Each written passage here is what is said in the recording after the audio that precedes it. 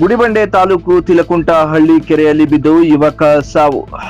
ಚಿಕ್ಕಬಳ್ಳಾಪುರ ಜಿಲ್ಲೆಯ ಗುಡಿಬಂಡೆ ತಾಲೂಕಿನ ತಿಲಕುಂಟಹಳ್ಳಿ ಗ್ರಾಮದ ಚಿಕ್ಕ ಕೆರೆಯಲ್ಲಿ ಸುಮಾರು 30 ವರ್ಷದ ಯುವಕ ಬಿದ್ದು ಸಾವನ್ನಪ್ಪಿದ್ದ ಘಟನೆ ನಡೆದಿದೆ. ಪತ್ತೆಗಾಗಿ ಗುಡಿಬಂಡೆ ಅಗ್ನಿಶಾಮಕ ದಳದ ಸಿಬ್ಬಂದಿ ಹುಡುಕಾಟ ನಡೆಸಿದ್ದಾರೆ. ಕೆರೆಯಲ್ಲಿ ಬಿದ್ದು ಮೃತ ಹೊಂದಿರುವ ವ್ಯಕ್ತಿ ನವೀನ್ 30 ವರ್ಷದವನಾಗಿದ್ದು, ಈತ ಮೂಲತಃ ದೇವನಹಳ್ಳಿ ತಾಲೂಕಿನ ವಿಜಯಪುರ ಗ್ರಾಮದ ನಿವಾಸಿಯಾಗಿದ್ದು, ಈ ಪೆರೇಸಂದ್ರ ಭಾಗದಲ್ಲಿ ಜಲ್ಲಿ ಕ್ರಷರ್ನಲ್ಲಿ ಚಾಲಕನಾಗಿ ಕೆಲಸ ಮಾಡುತ್ತಿದ್ದ ಎಂದು ತಿಳಿದು ಬಂದಿದ್ದು, ಕೆರೆಯ ಬಳಿಗೆ ಏಕೆ ಬಂದಿದ್ದ, ಹೇಗೆ ಬಿದ್ದ ಎಂಬುದು ಇನ್ನೂ ತಿಳಿದು ಬಂದಿಲ್ಲ.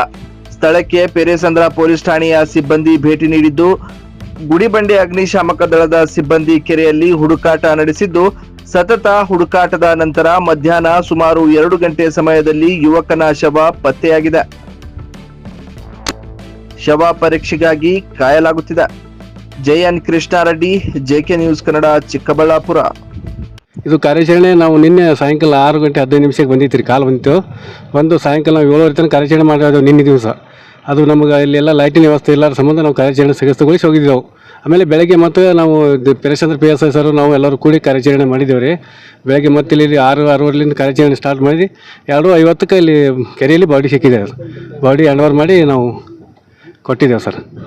ನಿಮ್ಮ ಇಲಾಖೆ ಇನ್ಫಾರ್ಮೇಷನ್ ಕೊಟ್ಟಿದ್ದೀರಾ? ಹಾಂ, ಕೊಟ್ಟಿದ್ದೇವೆ ಸರ್. ನಮ್ಮ ಮೇಲಾಧಿಕಾರಿಯವರಿಗೆ ನಾವು ಇನ್ಫಾರ್ಮೇಷನ್ ಕೊಟ್ಟಿದ್ದೇವೆ ಸರ್.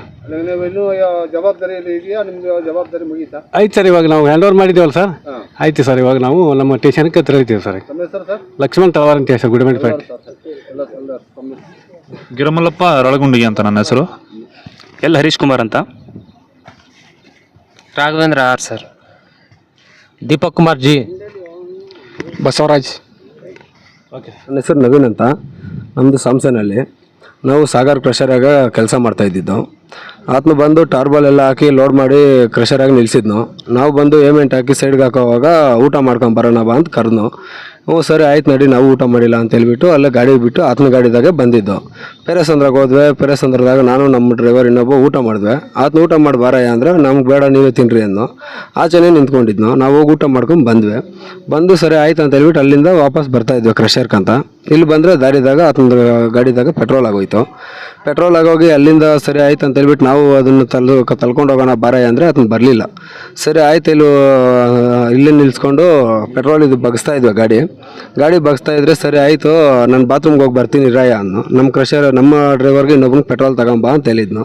ಅದನ್ನ ತರ್ಕೊಂಡು ಇರಾಯ ಹೋಗೋಣ, ನನ್ನ ಗಾಡಿ ಬುದ್ಧಿ ನನಗೆ ಗೊತ್ತಿಲ್ವಾ, ಅದು ಸ್ಟಾರ್ಟ್ ಆಗಲ್ಲ, ಇರಾಯ ಹೋಗ್ಬಿಟ್ಟು ಬರ್ತೀನಿ ನಾನು ಬಾತ್ರೂಮ್ ಅಂದು. ನಾನು ಇದ್ಕೊಂಡು ಇದು ಬಗ್ಸ್ ಸ್ಟಾರ್ಟ್ ಮಾಡಿದ್ರೆ ಹೊರಟೋಗ್ತದೆ, ಕ್ರಷರ್ಗೆ ಅಲ್ಲಿ ಹೋಗುವಂಥ ಬಾರಯ್ಯ ಅಂದೆ.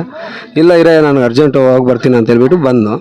ಸರಿ ಆಯ್ತು ಅಂತ ಹೇಳ್ಬಿಟ್ಟು 15 ನಿಮಿಷ ಸುಮಾರು ಒಂದು ಗ್ರಾಹಕರ ಸ್ಯಾಟಿಸ್ಫ್ಯಾಕ್ಷನ್ ನಲ್ಲಿ ನಂಬರ್ 1 ತೃಪ್ತಿಕರ ದೈಹಿಕವಾದ ಹುಮ್ನಾಬಾದ್ನ ಎಸ್ಪಿ ಟಿವಿಎಸ್ ಶೋರೂಮ್ ನಿಮಗಾಗಿ ತರುತ್ತಿದೆ ಹೊಸ ಮಾಡೆಲ್ಗಳ ಹೊಸ ಬೈಕ್ಗಳು. ಇಲ್ಲಿ ಟಿವಿಎಸ್ ನ ಸ್ಪೇರ್ ಪಾರ್ಟ್ಸ್ ಹಾಗೂ ಸರ್ವಿಸ್ ಕೂಡ ಲಭ್ಯ. ಹಾಗಿದ್ರೆ ತಡೆಯಾಕೆ ಹಿಂದೆ ಭೇಟಿ ನೀಡಿ, ನಾಗಲಕ್ಷ್ಮಿ ದಾಬಾ ಹತ್ತಿರ ಗುಲ್ಬರ್ಗಾ ರೋಡ್, ಹುಮ್ನಾಬಾದ್. ಹೆಚ್ಚಿನ ಮಾಹಿತಿಗಾಗಿ ಸಂಪರ್ಕಿಸಿ 8494951009.